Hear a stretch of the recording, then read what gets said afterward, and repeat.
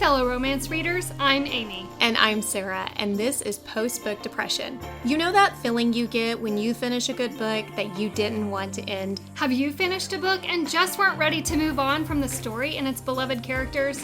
You find yourself needing just a little more? This multi-trope romance podcast gives you the opportunity to dig deeper with us into books we love as we discuss all the reasons we can't move on. Feeling chatty? You can continue the conversation with us on Instagram at Post-Book Depression Podcast or on Facebook in our Post-Book Depression discussion group. We would be so grateful if you would subscribe to our podcast and take a moment to leave a review. Are you ready? Let's discuss. Hi everyone, welcome to the show. I'm Amy. And I'm Sarah, and today we're going to be discussing First Time Caller by B.K. Borison. The first few minutes we're going to do a brief review of the story without any spoilers. Then we are going to shift over into that deeper book discussion. It's going to include lots of spoilers, but don't worry, as always, we will let you know before we do shift over into that deeper book discussion. That's right. So before we jump over, Amy, tell us a little bit about this story. When a young woman's 12-year-old daughter calls into a romance hotline radio show as an intervention for her mother's sad love life, the episode goes viral and the woman is faced with an opportunity to guest host the show with the charming but also cynical guy who runs it. While they work to find the woman a date, she starts to break down his cynical romance walls as sparks fly between them. Sarah, what did you think about First Time Caller? I loved this story. I love Sleepless in Seattle, and this is kind of that same vibe, but I love this even more. I feel like it's done in a way that makes it more realistic that it would happen that way, more plausible.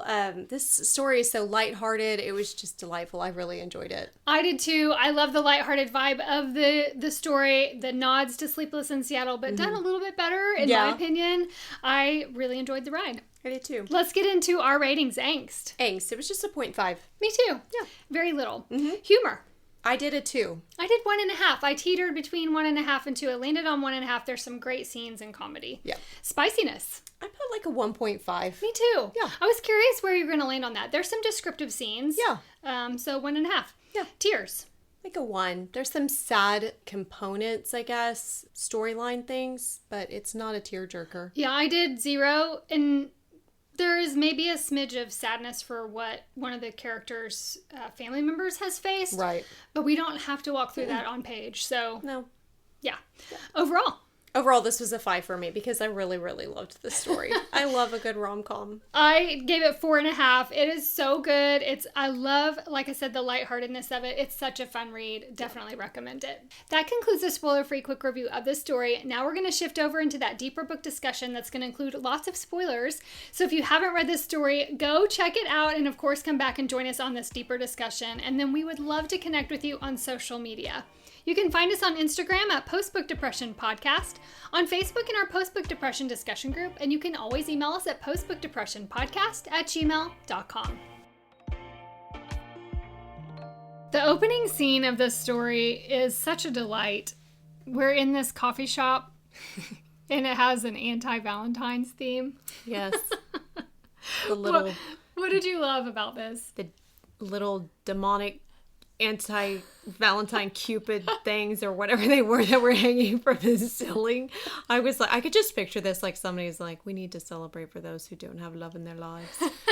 It just made me happy. But it also sets the tone for Aiden, and he has this radio host job that he's sort of struggling with because, first of all, it's a radio show about love. Yes. It's kind of like a hotline almost. Kind of, yeah. People can call in about their little romance situations and he gives feedback to them.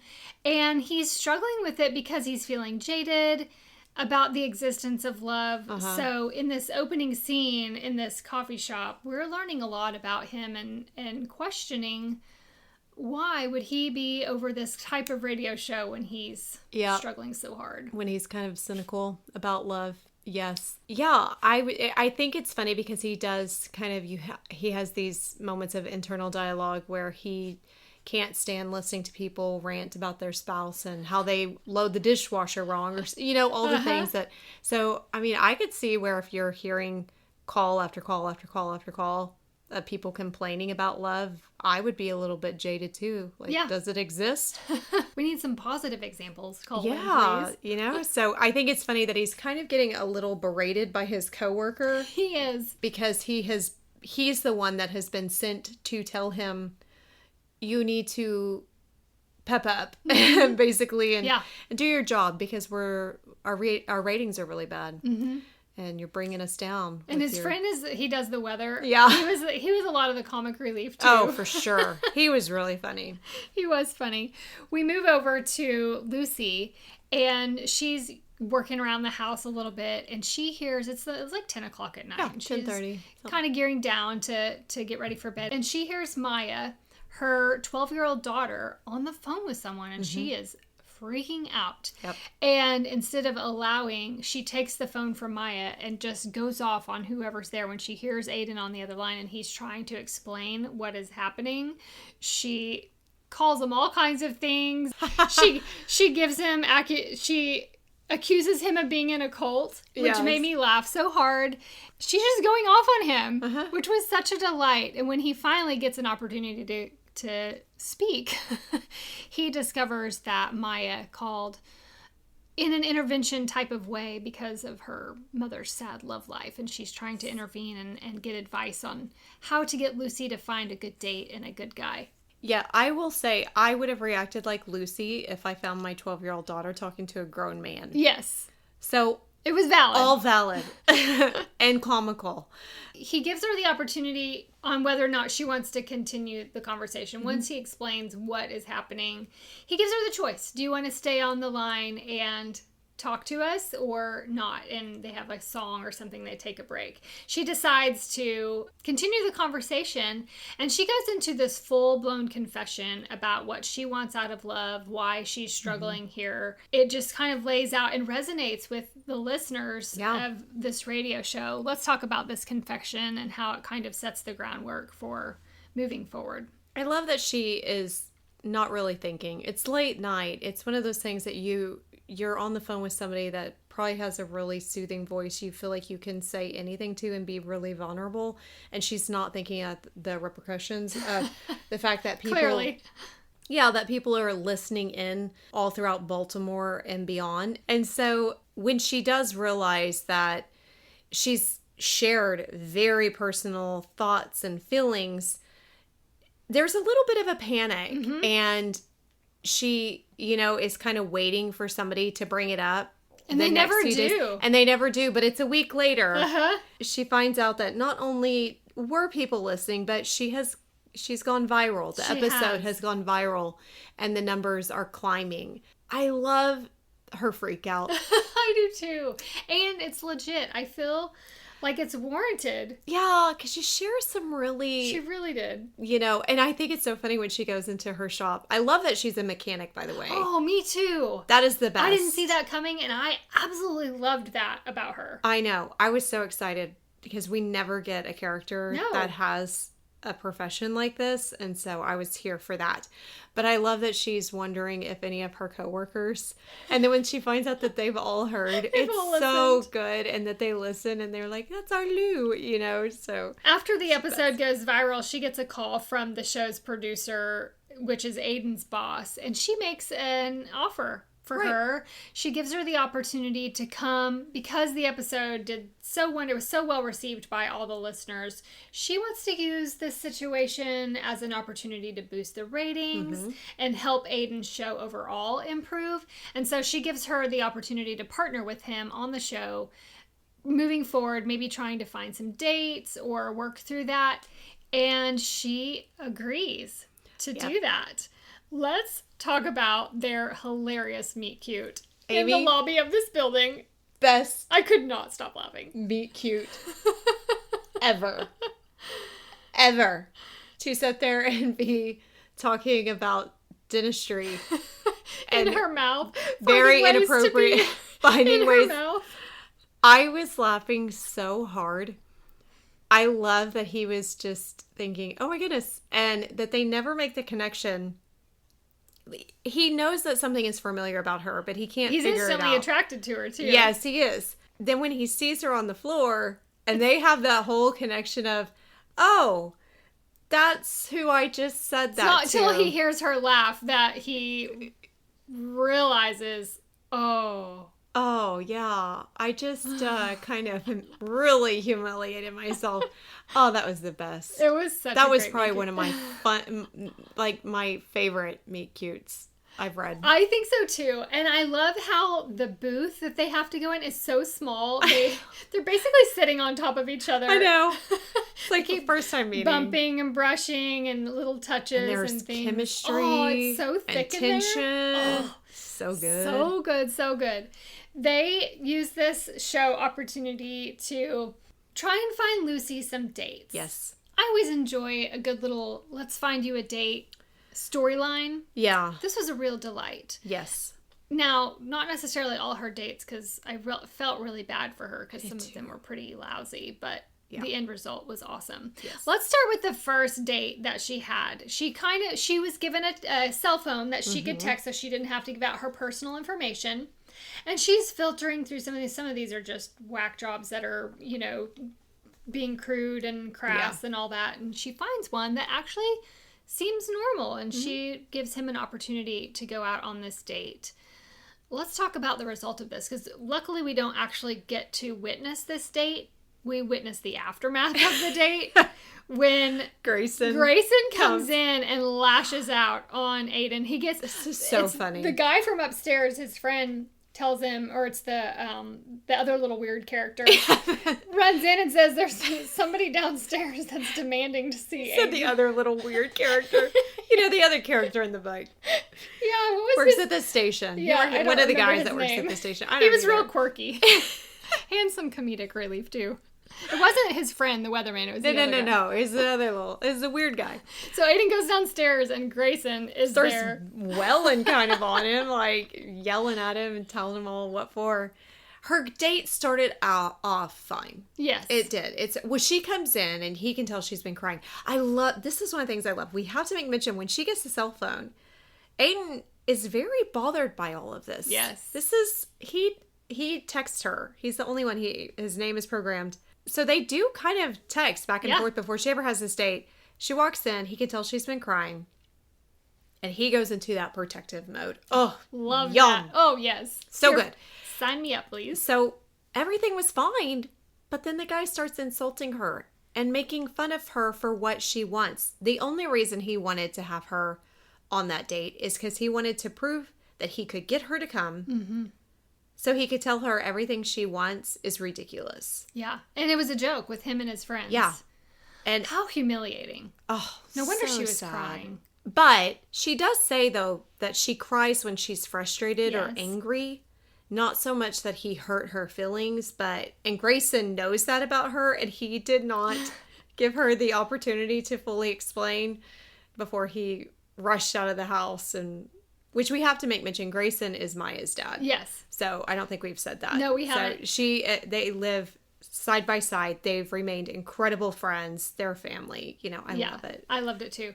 Well, I really liked that Aiden was so focused on making sure Lucy was okay. Even when his boss came down to kind of intervene and see what was going on, when they all go back upstairs, he refuses to go back onto the show until he knows Lucy is going to be okay. And it's at this point, Grayson decides, I will pick your next date. Mm-hmm. You're not going to go out with any of these creepy guys on a text. Here's the phone back. I'm going to pick your date. And so he does. He picks a date. She goes to this restaurant, and after 45 minutes, the guy doesn't show up. Mm-hmm. And she kind of wrestles a little bit with whether or not to text Aiden. Yeah. And at the last minute, she does. I also have to sidestep and say I really loved the waiter in this restaurant and how he empathized with her, covered her wine. Oh, and that. I love that she didn't want to eat, though, because it would be more embarrassing. Like, is it more sad that I sat here by myself, or more sad if I sat here eating soup by myself? Yes. And he had heard her he knew who she was and kind of had some empathy with her. In the end, she does, at the last minute, decide to text Aiden, and he asks where she is and that she's alone and all of that. He immediately comes. Oh, this is the best. Immediately comes. When he is running see her. down the street and yells her name. Oh. And it's kind of like you turn around and you're like, am I hallucinating? I loved it so much that he had kind of showered. She could tell his hair was wet and that just... And he essentially takes her on his own date. I and know. they have the best At the time. pub. Yes, at the pub. And they skee ball together and he's terrible And at the it. thong song. And the thong song was the best. I'm like, There's nothing on the jukebox at the thong song. And she's like, let's dance. that took me way back. Oh, it took me so way back. I really wanted to play it while I was reading it just to get fully in the vibe. I freaking love that song. It's so crass, but I love it so much. There's so many great memories attached to that song for me that I was having the best time. Of all the songs, I would love to know why the author picked that song because I it don't is know. perfection. But I'm going to tell you something right now. I want to be friends with this person because it was just my favorite. I did not expect it. And when they said it, I was like, I want to know if it's like a special favorite song of the author or what connection they have to the song because it was just a delight for me. I want to know. I want to know. So they play skee ball. She even shows him how to play, like comes up behind, all that stuff. And you're definitely feeling the heat and the chemistry and all that. And you're just, at least I was. I had this big dorky grin on my face. Through this whole story. So I know. Good. After this person does the no-show, Aiden decides he's going to be the one to pick a date for her. Mm-hmm. And this caller calls in. Is his name Oliver? Is it Owen? I don't know. He's joking around. And it's Owen. And he's kind of picking up on a little bit of a vibe that she's laughing at his jokes. He's making her laugh. And so Aiden selects this Owen guy to take her out on a date. And they go to this restaurant. He picks up on the fact that she has talked about Aiden many times, mentioned his name throughout this date. He's definitely feeling like she has feelings for someone else. Mm-hmm. And when they open up about that, she's at first denying it. Yeah. Oh no, I don't. No, you're misreading that. Am I really? Yeah. And then he opens up about having feelings for someone else as well, kind of an unrequited love. I need that story. I figured you would. Yes. I need that story. I think this is the first in the series. She kind of BK Borison does series. I think we might get it, and I need it because, hello, your brother's ex. Anyway, back to this one, though. Yeah. I really liked him, though. I love that it's like too. They have a great time, but they're not feeling anything, and he's hoping that she's going to be what... Like, I love that he says to her, if anybody could pull me out of the way I feel for this other person, I was hoping it would be you. Mm-hmm. I love that, too. So sweet. And he kind of is the person that really gets her to open her eyes about her feelings for Aiden and that she does have some feelings for him. And maybe I think she already knew that. She did, but she got some validation through that.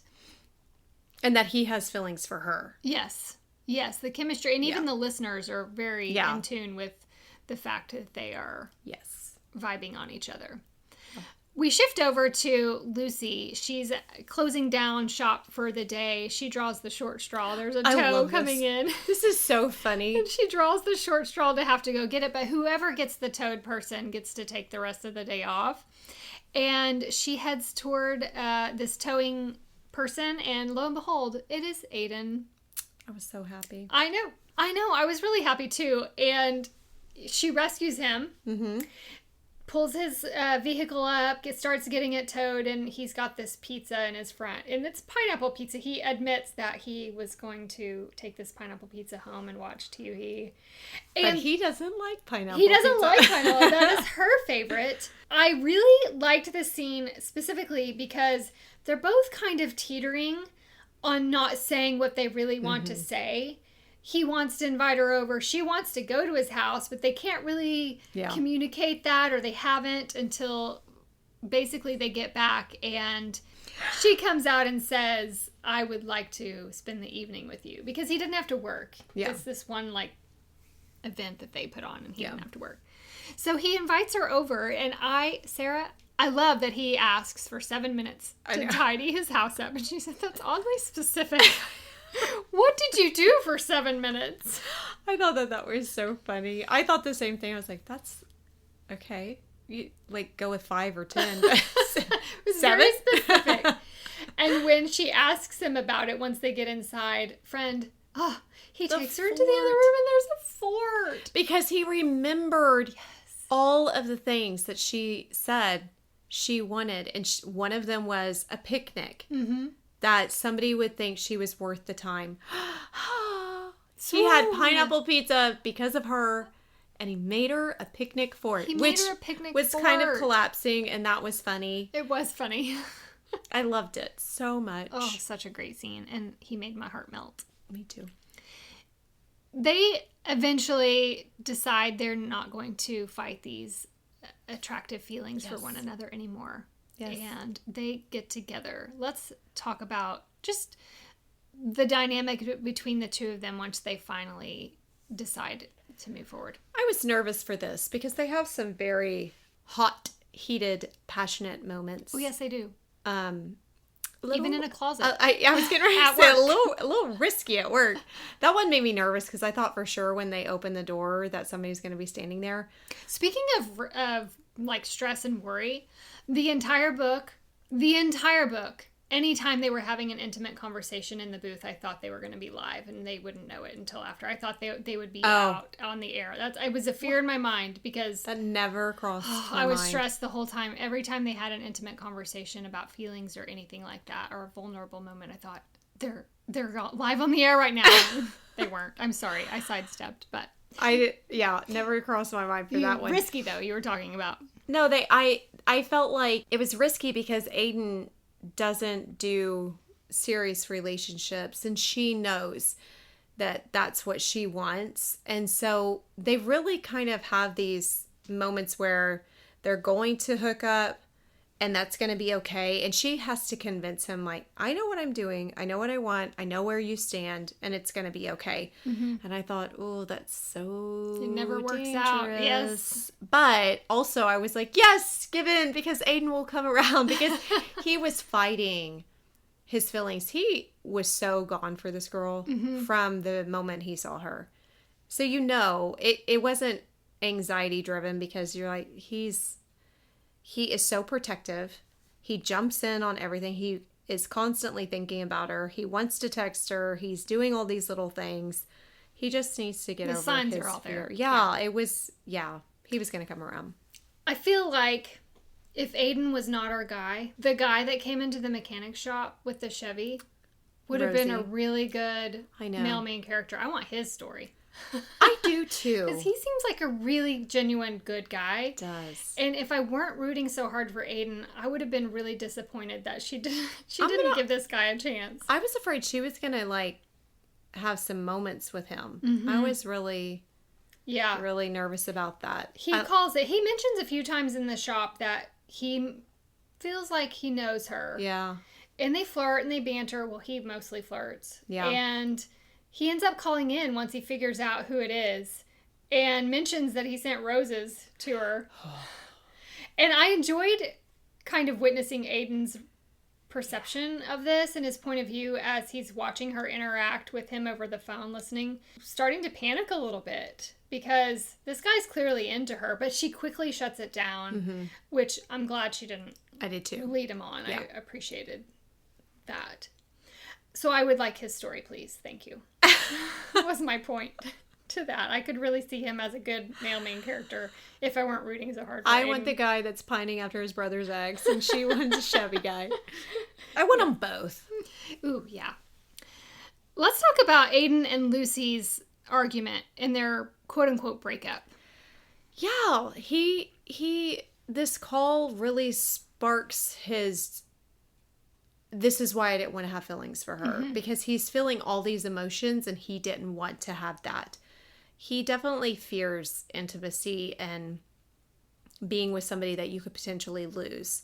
And he has some valid reasons for feeling that way, which we will get to. But he tries to push her away. I love that Lucy calls him out on that and doesn't just allow him to shut down on her. But that... she's able to say, hey, what are you doing right now? Yeah. Why are you treating me this way? Why are you acting that way? I love that she did that. I also like that this didn't linger for very long. Same. Just a few days. But I love that Aiden immediately, he calls his dad. Let's talk about his parents, because part of the reason why he feels the way he does and really struggles to be in an intimate relationship is because his mom has had recurring cancer 3 times, and the impact that has had on him watching, he feels like watching his dad suffer through that, he doesn't want to go through that. He doesn't want to feel so deeply for someone that he has to live without them. When he calls his dad in the middle of the night, like kind of wakes his dad up and is having this conversation with him, and then he lets his dad know, I heard you crying. Like when you thought nobody was awake, I heard you sobbing. That was hard. Over mom, and not ever wanting to experience that kind of pain, that level of pain, and the raw emotion from his dad of, oh, Aiden, I wish you would have said something, you know? And so I love the little heart to heart they have. I also like that she allows it to be lighthearted at the end of, maybe next time let's not. You're going to come to dinner once a month. Is this why you don't come around? This is why you don't come on vacation, that kind of thing. Yeah, because they had a family vacation. And he always avoids it because he wanted to distance himself from his parents. In case she got sick and passed away. Yeah, which is so sad. Yeah. Again, I'm like, oh, these characters and their grief. It's so sad.